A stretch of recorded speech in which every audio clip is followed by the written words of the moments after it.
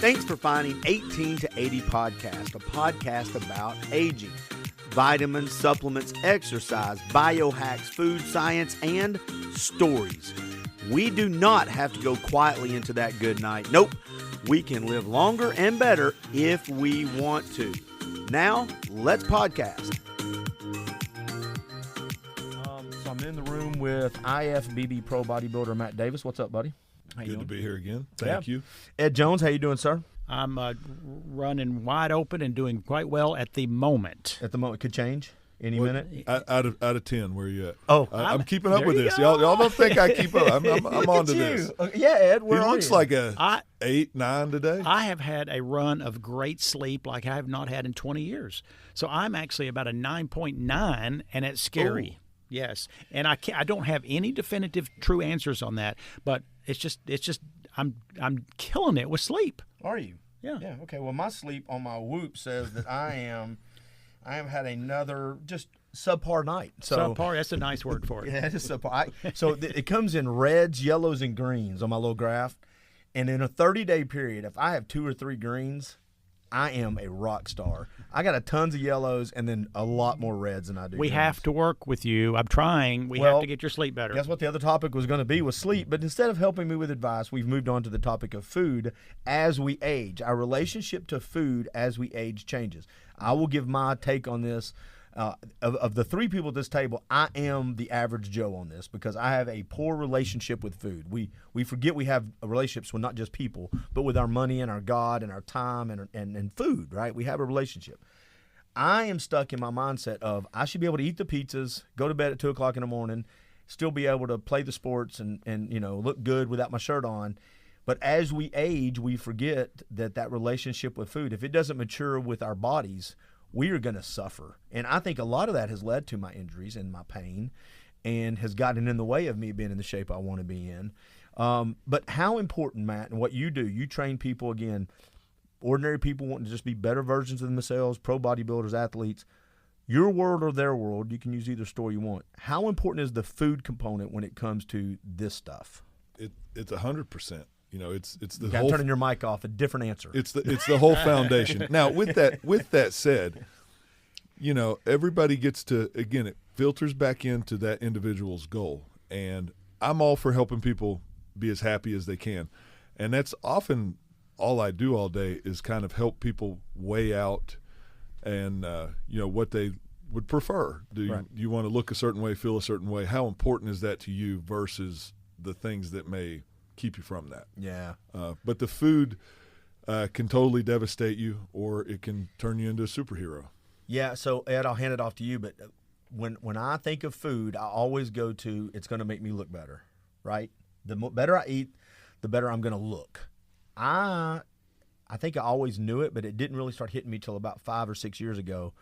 What I'm putting in my body, the more important thing it's making me feel a certain way. I feel bad when I eat bad, and I never did that causation, equation when I was 25 or 40 even. I was like, that's fine. It's part of life. It's getting older, right? What we can live with. We forget that when we dump stuff into our bodies, it's like a computer. It comes out on the other side. So, tell me about your relationship with food as you've aged. What have you learned and how it's changed at all? Well, first of all, I appreciate you doing 18 to 80. I think it's a very important topic for people who want these snippets of real information. Secondly is, I say this, probably said it 300 times, the most powerful weapon in our battle against fast aging, disease, and being out of shape is a knife and fork. It truly is. And I talk about it from an aspect of that's radically changed over my decades. If you'd asked me this and we'd been sitting in this room 15 years ago, I would have been saying, you got to eat tons of green vegetables. They all have to be organic, and you need to do colon cleansing, and you don't need too much protein because it could be harmful to kidneys. I completely reversed that, and it reversed because I'm learning and I'm hopefully aging, and I'm aging gracefully, but I'm also learning very aggressively. And part of that is I go back to the macros. What are macros? It's the ratio of protein, fats, and carbs in your diet on a regular basis. Number 2 rule for me, which is horrible for anyone to hear. This is the number 2 rule. Is going to be horrible because I'm used it is horrible stuff from you. But go ahead. I do not eat for pleasure.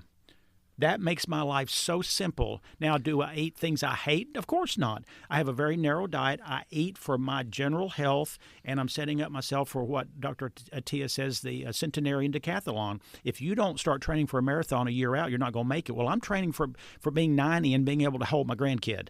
So do you relate to that comment of I don't eat for pleasure?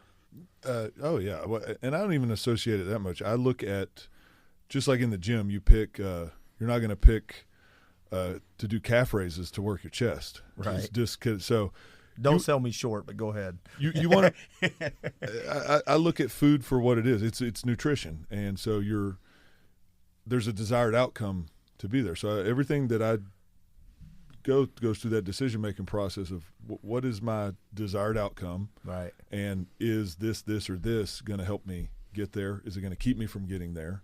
And everything goes through that funnel. Now, the great news for me is, since I've been trying to gain muscle and kind of this bodybuilding mentality for 30 years, I kind of didn't go through. You've hacked the system. Well, as Ed has went through the phases of wanting to be the healthiest possible, right. That really wasn't on my radar for a long time. Now, it's great news for me. As it turns out, this high protein muscle building thing I've been doing is the way to go. Yeah. And and I'm biased when I say that, but there's a lot of data to support that. So, you got to check the box on the protein. You got to check the box on the the foods with the high nutrient value. Hopefully they taste decent enough to continue to do it. Right. And, that's where a lot of the challenge is for most people. Well, I'm going to jump in here because when we came in, there was a guy working on the computer as we got this new system set up, and he was gauging stuff. To me, when I hear macros, and I've learned this from other friends of mine who track their food and do food prepping, it is like you can fine-tune what you're wanting in life, right? It's the more of this, less of that, depending on what my goal is. Goals will change. But I do want to go, since we have just a few minutes, the high-protein stuff as we age. I have heard, and I've never had the discipline to stick on just the high-protein only diet. I love sugar. My body loves sugar. I try to fight against it. My joints hate sugar. My sleep hates sugar. My fat belly hates sugar. But my taste buds love sugar. And we fight with this as we age. We get tired, and it's the discipline part. The high-protein stuff, though, I've heard podcasts with Jordan Peterson, Joe Rogan's. I've talked to you guys. It can help with the pain.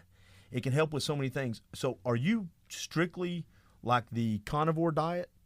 Not necessarily. I mean, there is for what I do, right, in my specific goal set, nobody's going to have the big, strong, round, full muscles without the carbohydrates. Like, you need glycogen in the muscles to do that. And depending on how big that person is, there's different levels of that. But I look at a carbohydrate specifically for that. Like, I don't need it all that much for energy. You can get energy from other places. So for me personally, I eat enough carbohydrates to achieve that goal. Gotcha. Now, you're talking about the sugar cravings and all this. Here is what I challenge a lot of people every day. If I tell you, this was my goal. I wanted to be a 300-pound bodybuilder. So I'm minimum 300 grams of protein. All right? Do that from food. Do that every day from food. I don't know how you do it. You're not allowed to have any shakes. Do it from food, and then come back and tell me how many sugary snacks you eat. It will be 0. Mm-hmm. That will break every negative association that you have with the desire for food. Really? Because a vacation for me is a day that I don't have to do that. I don't want to eat anything. But if I'm going to eat something, now, I get people are going to say, well, and I tell people this all the time. They say, well, I'm just too hungry. Eat a dozen boiled eggs. I don't want that. Well, then you're not hungry. You're craving. My point to this is there's a huge psychological component to this. And you can take steps to try to battle that within yourself. But the high-protein diet, I think, is the most effective way to go about that, because the wrong way to go about it is to sit around and be hungry all day. So, because then you're just grazing. Yeah, so that's all I'm doing is illustrating that those cravings that you're talking about, those are going to hit you hard if you're legitimately hungry and undernourished. So if you take something like a high-protein diet or a keto approach or something where you're flooding the body, maybe even over-flooding with good things, it'll wipe a lot of that out. All right, Ed, I know your take a little bit on this because we host a radio show together, but tell everybody your take on the food that we should be eating. And real quick, is that the same approach you should take when you're 30 if you're in your 60s? Is it yes across the board, or has that changed as well? I don't think it's changed. I think that 1 gram per pound or close to actually is very important for younger people too. And I mean, is there anybody who shouldn't do that? If you are in dialysis, that's the only person I know. And do I eat clean? I do still believe in clean foods, like Nutrition World sells meats that come from farmers that we know don't give, the bad foods and antibiotics and all the things that some cows get. So, and I'm very adverse to the seed oils. Seed oils are my new campaign in life, which are, of course, the vegetable oils, the canola oils, the margarines, and all of those. And so, yes, from 20 years old on, it needs to apply that. First off, eat the right macros. Secondly, eat as clean a macros as you can. And thirdly, Matt is so correct. If you have all these cravings, all you need to do is raise your protein level, and they will tend to diminish. And then mentally, you might want a donut like you do sometimes, Clint, but it's so much easier to say no to it when you have a lot of protein. So do me a favor, give everybody your quick example, because I know as there's a compromise between what we're talking about here. You eat a high-protein diet with low carbs during the week, and then you flip that up on the weekends a little bit. And here's why I like that. Sometimes we struggle. I'm not a pro bodybuilder. I want to look better. I want to feel better. And sometimes I don't need the 300, protein. I need a pound per body weight. But I got to find a way to have this healthier life. And sometimes we don't start the journey because I can't be perfect. So we just don't take that first 2 or 3 steps. Your view towards carbs has changed a little bit over the last couple of years. Well, I did a podcast with you and Adam 3 or 4 years ago about just protein, just the carnivore. It's changed a little bit, and that's good, I think, sometimes. What's your relationship with carbs? Well, I've seen enough clients who went on a very strict carnivore to a point of maybe 10 carbs, and I saw devastation in blood work, absolute devastation. In fact, I thought sometimes the name was wrong on the blood work because of the elevations of terrible, what I think are very horrendously horrible numbers on blood work. And so I find that 60 to 80 carbs for me Monday through Friday, and about 250. I can go up to 250 on Saturday and Sunday. If I don't do the 250, I do suffer with how I feel. And also, I can lose muscle very quickly. I have a different kind of metabolism than Matt. And I want to stay about 181. It keeps me perfect where I am with my little waist. Well, so that's a good point. I don't know your take on the blood work aspect of this, or the let me back up. Sometimes we want to get somewhere, but we don't know where we're at currently. And I talk about body composition, strength components, that when you have somebody come in, is it pretty important to know, okay, let's figure out where you're at now, body composition, strength-wise, or is that just something, are you just like, let's get started? I don't think you have to know specific numbers. They're again, to each their own on their goals. But a lot of people I tell, look in the mirror. If you're fatter than you want to be, you need to eat less carbs. Could you not look me directly in the eye? That was very You're the intentional. host. No, I'm just kidding. And I pointed to him, too. He did. Ed pointed. if you're satisfied with your current body fat levels and maybe want to gain muscle, maybe try to ease more. Now, if they want my input, I do have specifics on, like, there's very specific connections with insulin sensitivity and body fat levels, and the lower you are, the more carbs you can handle. So somebody that's fat, they're not going to handle carbs very well. Somebody that's really lean, they're going to handle carbs pretty dang well. That's why he can control his carbs a little bit more on the weekends, because he can tolerate it, right? Yeah, well, he has a luxury of having a lower body fat, and he's going to therefore be more insulin sensitive. So those carbs are a double-edged sword. They can really help you get energetic and jacked, or if you're not sensitive to the insulin, they can help you get really, really fat. Where you're at on that spectrum will dictate that, and that changes. Oh, over time? Over time. So you go to the gym, you invest in your cardio, you got your daily routine, you do a lower carb profile for a while, you will get – case in point, like the analogy of the bodybuilder is very applicable to everybody. You start out a little fatter, a little heavier, and you cut down to lose body fat. So I may try to cut down to 4%. Somebody else may go from 30% to 10%, wherever you're at on that spectrum. But the rules kind of stay the same. The leaner I get, the more carbs I actually eat. So that month before the show, I'm eating more food than I've eaten the whole time. Okay. So because these are shorter podcasts, are all carbs the same, and are all proteins the same? Don't you giggle? I didn't get the question. Well, and two, because the reason I want to bring this up is I want to apply this to the typical 40, 50, 30-year-old in there that they've not started this journey, or they may have it's been abbreviated or stopped to something. I want to talk about food for them. And when I ask that question, Ed, are all carbs equal? They're not all equal. And I also must say that one reason I don't do 4 and 5 days of higher carbs is my cravings come back. And then I don't want to be a slave to the food. I think I actually could look just as good or maybe better and be just as strong or even stronger if I had more carbs. But I don't want to deal with these cravings. I am very insulin sensitive. I'm very fortunate to have that. But what do I talk about when I say bad carb? And Matt may agree too. What really and truly it has to do with fast acting. How fast does that sugar go into our system? Which when it goes in super fast, let's say, junk food, dessert, and donuts. So we talk about donuts a lot with you, Clint. We do. Yeah. And, donuts are the worst food on earth because they have seed oils and they have sugar and they are fried. So just for that information. But they also have tons of fast-acting carbs because of it. So they jack your insulin up. Insulin, as Matt said, when it jacks up, body fat has just been put on a little bit, plus cravings.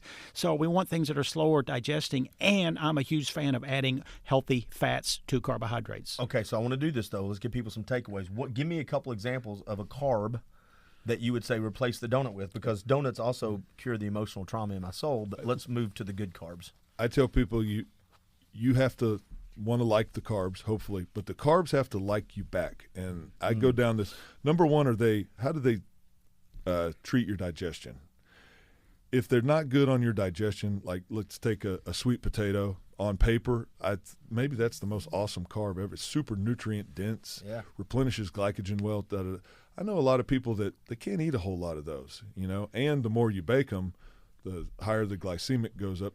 And, so you kind of consider those things. What does it do to your body? Like you mentioned that sugar, you notice it in your joints. Oh. So that sugar doesn't like you. You might like it, but it doesn't like you. It is an abusive relationship. Right. So you have to seek out those carbs. I'm a huge proponent of single ingredient foods. So when I say carbs, I'm mostly talking about starches, and I'm talking about single ingredient foods. I'm not talking about Pop-Tarts. I'm not talking about foods what's a single ingredient like? Happen to have. Well, what's the ingredients of a potato? What's the ingredients of a piece of fruit or rice? Or there's a lot of things you can go down. But if that single ingredient is the food, that's a pretty good start. That's a place to start. And that's an easy start. And then people can pick what they like after that. How about proteins? Because again, I'm trying to keep it moving. What about are there better proteins other than some proteins, or proteins? I feel that beef is the best protein food there is. Why is that? Because when you feed beef the bad foods of corn and soy, they have about 80% less tendency to turn their fat into seed oil fat, which is linoleic acid, omega-6. When you feed a chicken or a pig the same exact food, they have about 10 times more affinity to turn that food into what we don't want, which is a linoleic acid, which produces inflammation and also it causes cardiovascular risk. All right, I'm going to throw just stuff. Let's hit these fast, okay? Intermittent fasting, good or bad, or does it depend? If I hear the context. Yeah. I'm not a fan of it any longer, especially because it's so easy to lose muscle because you cannot get your amount of protein in. There's not enough hours in the day. Do you like eating meals that are dense in good proteins and good carbs more frequently during the day? Or are you a big believer on 2 or 3 times a day? Or does it matter, again, as in context? There's an amount that needs to be consumed. If you need to, I personally break that up into about 10 meals a day. I just digest it, but if I'm eating if I eat a small meal every hour and a half to 2 hours, I do much better with that. I could throw 3 of those together and eat it all at once. I don't feel awesome after that, but it's the same amount. Both will probably work. I used to do 6 meals a day, 5 to 6, when I was doing this thing called Body for Life for years, a long time ago. And now that you say that, it checked my ADHD box of grazing and almost, the fidgety. I never got hungry. I always knew something was just around the corner. It was already made, and it solved so many problems because I didn't have to worry about when my next meal was going to come from. The way I do it, I have an amount of food I prepare in the mornings for the day, and then I just kind of wing it. Like if I'm really hungry, 2 meals right there. Oh, or awesome. If I'm not, I'll kind of bear it. But at the end of the day, it's the same amount of food. The amount of food does not change. So how you break that up, I think probably varies. Does it matter when you eat your carbs, like late at night, or you know what I'm saying? Does that matter? To me, it doesn't matter that much. And I do 7 food servings a day. I do 7. Really? Okay. And real quick, the last thing, I guess, maybe I have one more, glycemic index. I started hearing about the glycemic index in the 80s and 90s, back when they still had magazines, ladies and gentlemen, these print things they would send out in muscle magazines that I used to subscribe to and get all the time. But I didn't really know what the glycemic index is. Do you operate off that? Do either one of y'all know your low glycemic versus high, and is that the way it should be? Or is it a mix mash of what you need, or is that really not as important? Because I get that thrown up all the time. People ask me about that. To me, a bigger question is, do they need the carbs or not? Based off their goals. Right? Yeah, based on their goal. There again, if they're fat, probably don't worry about that and just steer clear of the carbs. Gotcha. But that is relevant. Like it's gonna, like Ed explained a minute ago, it's gonna spike your insulin faster. That's gonna have a lot more negative downstream in the long run. And it also depends on who are like. We all know those guys as super athletes, super active. His name's Darren Johnson, if y'all know. So we know those guys like that. They can just pound sugar and simple carbs all day long, and they never get fat. I've seen his blood work. I was expecting the worst. It was actually not too bad. But you can't build a system off and one-offs like that. He's a rarity. Right. He's an outlier. But for most people, I think that's a good rule of thumb. If you're going to have carbs, having a little less on the glycemic index is going to be a benefit. This will be kind of one of the last things I throw out there, and I'll give it to y'all to give some food advice to people as they age, how they look at food and the relationship we have to it. I don't think sometimes we put these dominoes, we don't recognize these are dominoes, right? If I'm eating bad, I'm going to feel bad. Maybe it's my joints, maybe it's my attitude, maybe it's my energy. But then I don't feel like going to the gym, and I don't have enough energy to play with my kids. And so I just don't feel right. So how my mood, I never really associate with my food. Mm-hmm. Then I don't have the energy to go to the gym, and I never associate any of these things they feed. If we could break the cycle on one. Let me ask Ed a question, because he just brought this up, and the way you're feeling could very well be related to the up and down of the blood sugar. Mm-hmm. He mentioned he puts healthy fats with his carbs. Ed, explain the logic behind that. Well, about 20 years ago, and I've never said this, but I had a laptop, and I actually wrote a book on using the blood glucose meters that you can do, pick your finger and then see what your blood sugar is, because I intuitively felt that was the key to proper aging and being healthy and also building muscle. Well, now we have what's called a continuous glucose monitor. That registers your blood sugar every 10 or 5 minutes. I have now had enough clients under my belt to watch what happens with they eat foods like a bowl of rice or a bowl of rice with organic butter on it. Absolutely life-changing. Really? The amount of blood sugar elevation with the rice itself, and then the amount with the butter or other fats, was about 40% less of blood sugar rise. Is this why you carry yours with you? Yes, I carry it with me. As you know, it's in my car. What is that? Yeah, it's olive oil. Yeah. I don't think there's too many healthy oils. I think tallow, which is beef fat, and I think organic butter, avocados, and olive oil. Those are my main sources. What about coconut? I don't like the taste of coconut oil, but it is perfectly fine. Yeah. Is that what you do too? Do you? 100%. And carbs, I would also put. I'm a big advocate of doing that with proteins as well, because there are, like, take a whey protein that can spike your blood sugar by itself. Really? So. Pro tip between us, if somebody takes any little nugget from this podcast, don't be afraid to add some healthy fat, because people flip out about this. Oh, that's 200 extra calories. Oh, that's this. I agree with Ed. The benefit of leveling out that blood sugar spike far outweighs that extra little bit of calories that you're going to be getting from those fats. Because that domino effect, that you're going to feel better, you're going to get strong. And for years, I grew up, fat's bad. The sugar industry paid. Mm-hmm. We talked about this on VHR. It's the fats are bad, and the reality is, I got older, I realized fats aren't bad. The right kind of fats are actually good. Our body needs fats. That's why it's part of what we're supposed to take in. Quick story, my body, in a bodybuilding sense, exploded. I came up in the 90s, and y'all remember it was for bodybuilding, high protein, high carbs, fats as low as you can get them. That's right. When I got more educated and started pulling down on the carbs a little bit and up on the fats, that was the biggest single game changer nutritionally I've probably ever done. So, Ed, you're going to get the final word on this part. As we age, though, those fats, the lubricants of our body, the omega-3s, controlling our insulin, the stuff we didn't pay attention to in our 30s, 50s, 60s, and 70s, this stuff actually becomes where you, again, like you're changing the mixer on a sounding board, it becomes stuff you can put in to get the best results. Absolutely, and having that plan by embracing a team of one person, a team of several, which you can do through podcasting. I think that's a wonderful way because it's easy, of finding those trusted souls who have experience and not trusting your physician because they are generally clueless because they didn't go to school for that, which is fine. They don't need to know everything. So yes, putting a plan together with educated, wise discernment is really the only way you're going to age gracefully. If not, you will probably, unless you're genetically gifted, will look back and say, why didn't I start something better sooner? Yeah, my only take on this is, and I started with them and end with it, we don't sometimes understand that we have a relationship with our food. I'm eating for reasons that may not be intentional. And a lot of my problems, whether it's my mood, my body composition, my strength, my energy, a lot of that can be traced back to that relationship. And if I will address, you mentioned in another podcast, the one thing, if I will learn to address just that right there, first you got to track it, know what I'm doing already wrong. That's a game changer for me. Whenever I'm focused on that, my body changes pretty quick. I feel better. And whenever I forget that I have a relationship with food and it's just me and my trauma eating together, my lifelong trauma. And I like, thanks for smiling when I say that. I get the guy in here shooting cameras, he's like, yeah, I've eaten for that too. Whenever I forget that I have that relationship, I suffer. I suffer from it. Share this with your friends. 18 to 80 podcast. Talk to you later, everybody.